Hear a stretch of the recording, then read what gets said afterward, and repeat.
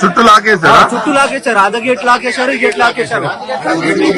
మీరు బయటికి రావద్దు. మా సమస్యల కోసం మేము కొట్లాడినా కూడా మాకు అసలు గవర్నమెంట్ నుంచి ఏం రెస్పాండ్ లేదు. ఏం చేస్తాను? ఏం చెప్తారు రేవంత్ రెడ్డికి? ఏం చెప్తారు రేవంత్ రెడ్డికి? ఏం చేస్తాం? అలాంటి దగా కుట్ర పన్నిన రేవంత్ రెడ్డికి నేను ఒకటే చెప్పదలుచుకున్నా, ఇలాంటి నియంత్రిత గవర్నమెంట్ గతంలో కాదు కదా, ఇంకో 70 కాదు 100 సంవత్సరాలు వచ్చినా ఇలాంటి నియంత్రితగా ఉన్న గవర్నమెంట్ ఇక్కడ ఎప్పటికీ రాదు.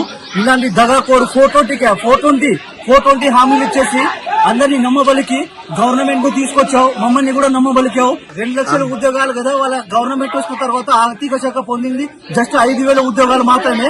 ఆ 60,000 ఉద్యోగాలు గత ప్రభుత్వము ఏదో ఫిలిప్ చేసి వీళ్ళంతా జస్ట్ బీ ఫామ్ ఇవ్వడం వల్లనే ఏదో 60,000 ఉద్యోగాలు కలిపేసి. రాహుల్ గాంధీకి ఏం చెప్తారు? Rahul Gandhi 420 candidate. First of all చెప్పాలంటే ఒక చెల్లని పైసా ఆయన రాహుల్ గాంధీ. ఎందుకట్లా చెల్లని పైసా అంటే ఆల్రెడీ తెలుసు దేశం మొత్తంలో ఆల్రెడీ రాహుల్ గాంధీ ఏంటనేది.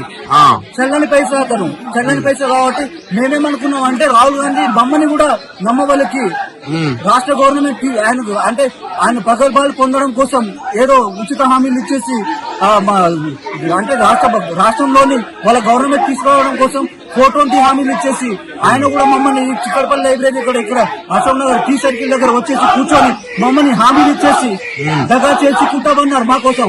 ఆకుల మురళి గానీ ఈ కోదండరామ్ సార్ గానీ ఏమనుకున్నామంటే వీళ్ళు నీతి నిజాయితీగా కూడుకున్న క్యాండిడేట్లు అనుకున్నాం. వీళ్ళు కూడా మమ్మల్ని వాడుకొని మమ్మల్ని యూజ్ చేసుకుని తర్వాత వాళ్ళు పదవులు పొందుతారనే విషయం మాకు తర్వాత తెలిసింది. ఈ 2 సంవత్సరాల తర్వాత మాకు తెలిసింది ఏంటనేది వాళ్ళ అసలు. అలా శ్రీధర్ బాబు మీరు ఆల్రెడీ మేనిఫెస్టోలో చెప్పారు ఏమని 2 లక్షల సంవత్సరంలో 2 లక్షల ఉద్యోగాలు కల్పిస్తామని చెప్పడం గానీ, సోమాజిగూడలో చెప్పడం గానీ, శాసనసభలో చెప్పడం గానీ, వగేరే వగేరే మీ ప్రెస్ మీట్ లో మీ మంత్రులు చెప్పడం గానీ, మరి ఎందుకు చెప్పారు అలాంటి అబద్దాలు హామీలు చెప్పేసి మమ్మల్ని ఎందుకు అనలేదు మేము అంటారు బల్మూరు వెంకట? ఎందుకు చెప్పలేరు అండి? బలమురు వెంకట పెద్ద దొంగ అండి. మమ్మల్ని వాడుకొని మా నిరుద్యోగులను వాడుకొని మా నిరుద్యోగుల దగ్గర మీరు అరే పుస్తకాలు పక్కన పెట్టేసండి. ఈ గవర్నమెంట్ బీఆర్ఎస్ గవర్నమెంట్ ఉంటే మీకు ఉద్యోగాలు రావని పుస్తకాలు పక్కన పెట్టేస్తే మీరు యుద్ధం లాంటి బయట ప్రకటిస్తే మమ్మల్ని నమ్ముకుంటే మా గవర్నమెంట్ వచ్చిన తర్వాత సంవత్సరంలో 2 లక్షల ఉద్యోగాలు కల్పిస్తామని ఆయన చెప్పడం జరిగింది. మరి ఇప్పుడు ఇట్లా అంటున్నాడు. ఆయన పెద్ద దొంగ అండి. ఆయన నమ్ముకునే మేము మోసపోయాం అతను అందరము. మేము అందరు నిరుద్యోగులు చిక్కడపల్లిలో నిరుద్యోగులు అందరం అందరు విద్యార్థులంతా మోసపోవడానికి ఏకైక కారణం బలమూరి వెంకట అయినా సరే, ఆకున ముళ్ళైనా సరే, రియాజ్ అయినా సరే, కోదండం సరే. ఉద్యోగాలు ఎక్కువ అయిపోతున్నాయట కదా, అంటే రోడ్ల మీదకి వచ్చి ధర్నాలు చేసేటోళ్ళు అసలు నిరుద్యోగులే కాదు అంటారు. మతి లేని మాట్లాడుతురో, మతి తప్పి మాట్లాడుతురో ఏందో. మళ్ళీ ఎవరైనా సరే ఒకరు భోజనం పెడుతున్నామంటే భోజనం కావాలని అడిగినప్పుడు భోజనం పెట్టినప్పుడు భోజనం కావాలనుకుంటాం. ఏమై చెప్తున్నాడు కదా అసలు మీరు వాళ్ళకు ఉద్యోగాలు వద్దని ధర్నాలు చేస్తున్నారు అంటుండే. ఉద్యోగాలు వద్దని ఎవరు ధర్నాలు చేస్తారు? ఇప్పుడు ఎందుకు చేస్తున్నాం? ఇంతమంది ఎందుకు నిలబడతాం అండి? అంటే 2 సంవత్సరాల నుంచి టీఎస్పీసీ ముట్టడించడం కానీ రోడ్డు మీద ధర్నాలు అవన్నీ మీ రాజకీయం కోసం అంట కదా, రాజకీయం కోసం అంట. మీకు చదువులు రానోళ్ళు అంట.